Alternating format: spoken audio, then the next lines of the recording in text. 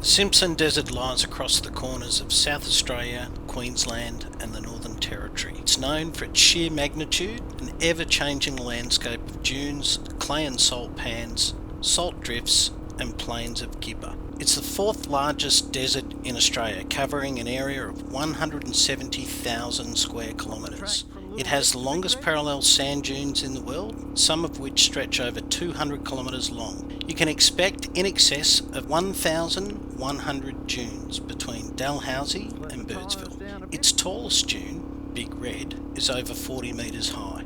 The Simpson Desert is regarded as one of the most difficult and rewarding remote adventure riding destinations in Australia. A successful and enjoyable unassisted crossing requires months of careful planning. So in this video I'll share my learnings to date with particular focus on planning, which includes the route I'm taking, fuel and water reserves, camping gear, food, luggage, electronics, camera gear, bike setup and its modifications. So, on with the plan. Firstly, I'm no expert. Not saying this is what you need to do, I'm simply sharing what I've done and the thinking behind it.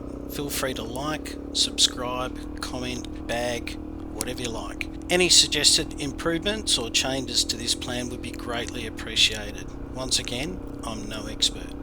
Secondly, doing a Simo unassisted crossing on an adventure bike is a huge commitment. I've been working towards doing an unassisted Simpson crossing for a few years now, and I've been accumulating information and learning from others, building my own riding abilities in the sand at places like Beachport to Robe in South Australia, the Little Desert in Victoria and the Flinders Ranges up to Birdsville across several trips. And finding the right lightweight camping and cooking gear can be a bit of a challenge, and of course many dollars invested in improving the bike. So in this video, once again, I want to cover off why I want to do it unassisted, which route I will take and why, my weight calculations for what I'm taking for tools, spares, cooking gear, food, sleeping gear, personal items, clothes, fuel and water, other stuff, and what's in my tank bag, as well as luggage, electronics, communication nav and safety gear, camera gear, and of course the setup of the bike including its modifications. The bike I'll be taking is a Suzuki DRZ400e that I purchased in 2017. So why would anyone want to do the Simpson Desert on a bike, a motorbike, unassisted? Well, having watched the adventures of Nerd1, Riding with Tom, Shadow 75 and others, it inspired me to get back into motorbikes and outback travel. It's been some time since I'd ridden road bikes but never off-road. A few friends provided some encouragement over a few weekends in the bush, and on a mate's Husky 570, which certainly got my blood pumping. For me, it's very much less about the riding and much more about the journey and the destination. And I've been enjoying more remote outback adventures, meeting great people along the way, enjoying great experiences that you get to share with mates. It's not for everyone, but it's something that I love.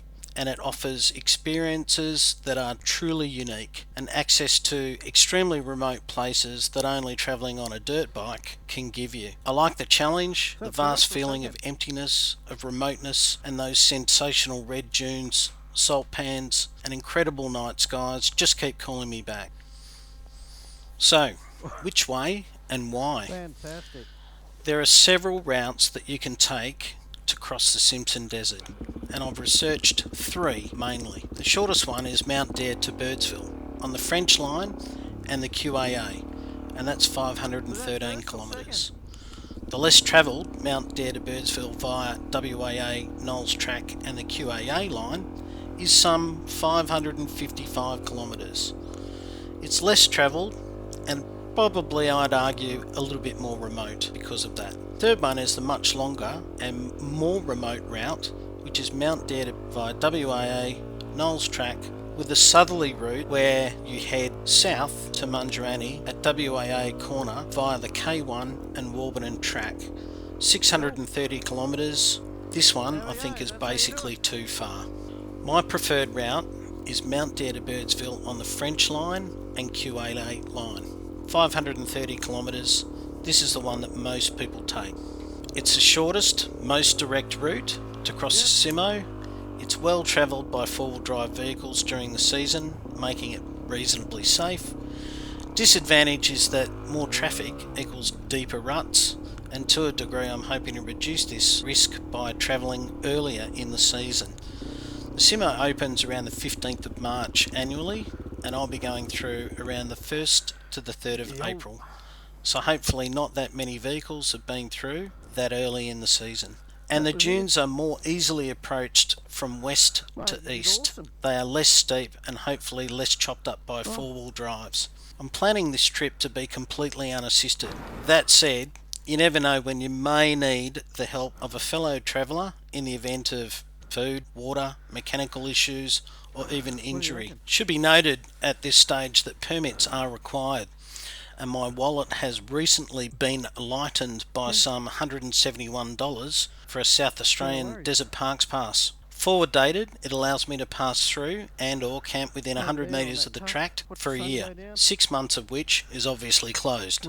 So I put together some fuel calculations for my DRZ400. You can see my normal average consumption is around 26 kilometres to a litre. And for normal tracks, I'm predicting I'll use about 18 kilometres or get about 18 kilometres to a litre, and in deep sand about 12 kilometres to a litre. So that works out to be about 5.55 litres per 100 kilometres in normal riding in the outback, and about 8.34 litres per 100 kilometres in deep sand. So you'll see as I go from Mount Dare to Dalhousie, Perny Bore, and then the start of the French line, that's all calculated at 5.5 litres per 100 kilometres, and then the total litres column shows how much fuel I'm consuming for each leg. And then you'll see that yellow section in the middle there of 166 kilometres, which goes from the start of the French line to Popal Corner. That's where I'm predicting the fuel consumption will be much higher, because I'm expecting deep sand in that section. So I've set it at 8.34 litres per 100 kilometres. That section will suck about 13.85 litres in total. So all up, I've got a distance of 513 kilometres, and I'm expecting to use about 36 litres of fuel. I'll be carrying 40 litres, so a little bit of contingency there, about 10%, 40 litres of fuel on a DRZ400. I've also put together some weight calculations, which is for everything that I'm taking on the bike for this journey. I've gone into detail around my tools and spares setup, all of my cooking gear, the food that I'll be taking, the tent and camping gear that I'll be taking under sleep, my personal gear, the clothes that I'll be taking, other items that I'll be taking, what's inside my tank bag, etc. So you can see there in quite a lot of detail all of the things that I'm taking and their weight, and then all of that calculates into a base weight of 27 kilos. So the base weight is really everything I'm taking excluding water and fuel, and then the total weight is with water and fuel.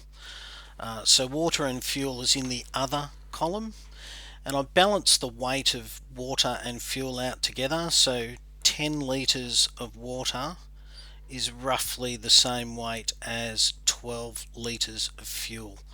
The bike that I am taking is a DRZ400. It has a 28 litre Safari tank on it, and with an additional 12 litre fuel bladder, that means that I've got a total capacity of 40 litres of fuel.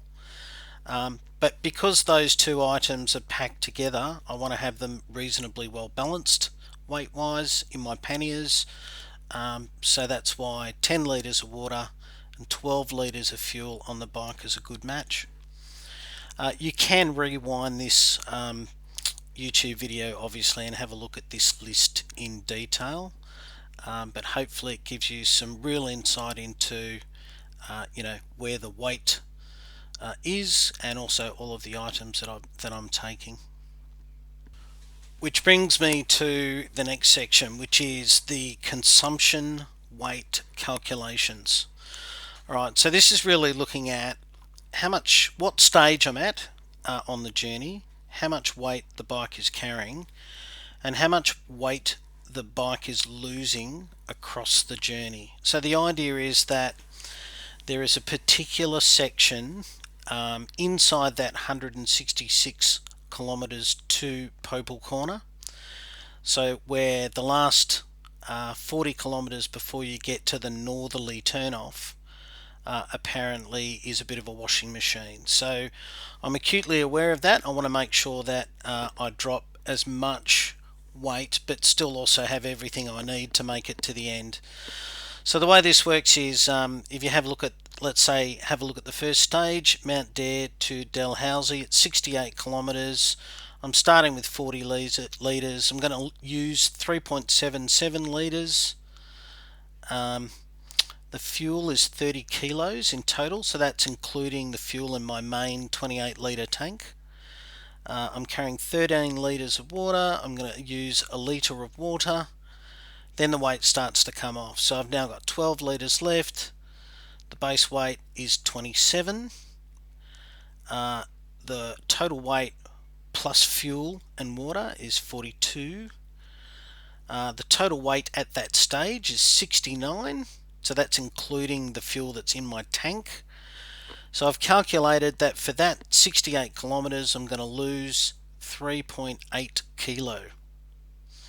And then so on. You can see how much weight comes off the bike as I go throughout the journey. So at the end I expect to be reasonably close to the base weight. I'm going to lose 36 kilo. I'm going to have some fuel and some water left over. Let's have a look at that. I expect to have 3.77 litres of fuel left over and 4 litres of water. That's the overestimated prediction. So have a look at that one. You can rewind, have a look at that in detail and let me know what your thoughts are. So for communications, I run a Cardo PackTalk Bluetooth headset, which I think is really good. I've had it now for about 2 years and it works well. Works well for bike to bike as well as interconnectivity with mobile phone for making phone calls. That's pretty much all I use it for. I'll also be taking a UHF radio, which is a Bofeng UV5R handheld, which I got from eBay ultra cheap, and I've got that connected to a Sena SR10 which turns it into or enables it for Bluetooth integration, so I can use that UHF handheld with my Cardo PackTalk headset inside my helmet. From my previous experience full driving in the Simpson and watching other YouTubers, looks like it's handy to be able to warn oncoming traffic of your location and the direction you're heading when you're about to crest a dune. Looks like it's also useful in chatting to other oncoming vehicles to sort out who's going to pull over or discuss track conditions or the international price of mung beans. So there's no mobile phone communication for 420 kilometres between Dalhousie and Birdsville, and I'm always thinking, what would I do if I had a mechanical failure or if I had some form of injury? How would I get a message out? So I've chosen to purchase a Garmin InReach Mini. The great thing about that is it gives me the ability to get a text message out to loved ones via the Iridium network, the satellite network, should something go wrong. Camera gear. All my videos have been recorded using a GoPro. In the Simpson I'll also be using a single GoPro. It's a Hero 5 Black. I run mine on 2.7K with the stabilizer set to on, and I set all of my other settings to flat. It's pretty much the way I run it. I have my GoPro wired in such a way that any external communications that come in via my Cardo also get ported into the GoPro recording. So my latest recordings are the ones that have made that modification. It's not an easy modification to make, but basically if I receive UHF messaging, or if I receive a mobile phone call or any other Bluetooth connected external device, that will come through into my GoPro recordings. And finally, bike configuration and the modifications that I've made. Look, I'm just going to give you these in a list form. The bike I have is a 2017 DRZ400e that I bought new from Peter Stevens in Melbourne. I've since added a 28 litre Safari tank. I've had the suspension completely overhauled with new springs and components by Cruise Tune Suspension in Bayswater, Victoria, and I've got to say that's been the best modification I've ever done. I'm running 1544 cogs, so 15 on the front and a 44 on the rear. They come standard with 1447. This makes the bike cruise quite nicely at much higher speeds, makes it much more comfortable to ride at much higher speeds. I've done a JD jetting and needle kit. I've got a Pro Circuit T4 slip-on exhaust. I've done the manual cam chain tensioner. I put on pivot pegs, put on a screen, heated grips, Barrett side racks, and a China eBay top rack. Throttle assist, which is a little plastic slip-on device. Really good, sits in the palm of your hand. It makes those hours and hours of corrugated roads not vibrate through your right hand as much, so it's really good little device, and they're about $10. I've got a lamb's wool baby change tail cover that I've stretched over the seat and put on with cable ties. Just makes it more comfortable. I'm running dry spec D20 soft panniers and a D38 top bag. I've got LED lights on it, which are just eBay jobs. I run Pirelli and Scorpion Rally on the front and a Dunlop 606 on the rear, and I think that's the best combination. I was running Pirelli MT21s there for a while, which are very good as well, but I think this combination is slightly better. Electronics, I've got a rechargeable battery. It's a 1500 or 15,000 milliamp hour battery. I just use that for charging up anything that won't charge while the bike is running. Cardo Pack Talk, Bofang UV5R UHF radio, which I'll have on channel 10. I've got a Sena SR10 Bluetooth, which gives the Bofang Bluetooth connectivity. I run a Garmin InReach Mini. I've got a GoPro Hero 5 Black, and multiple batteries and all the chargers that go with it. So that's my setup. Just wanted to talk very specifically about one modification in particular, and that is the suspension modification that I had done with Cruise Tune. I basically gave them the specification that this bike would be carrying me a full 28 litre tank and an additional 50 kilo of weight. So they have set the suspension specifically to those requirements, and I'd have to say the change in the handling characteristics of the bike is just unbelievable. It is a completely different bike to ride, particularly when you've got all that weight on, adventure style. So if you are thinking about where is the most appropriate place to spend the money beyond having, the fuel capacity and the ability to carry water, I would say leave the engine alone, do the cog changes, and do the suspension updates. I think that's probably sound advice. Something I wish someone would have said to me so that I had those priorities from the start, because I've done thousands and thousands and thousands of kilometers on the standard suspension setup, and it was painful. So that's it from me. I hope you've enjoyed this video. That's everything that I have learnt to date about preparing to do a unassisted Simpson Desert crossing. I hope you found this video useful, and would appreciate your comments, and also subscribe to my channel and have a look at the other videos that I've done, all of the things that I've done in preparation to this one event. Okay, that's it from me. Enjoy.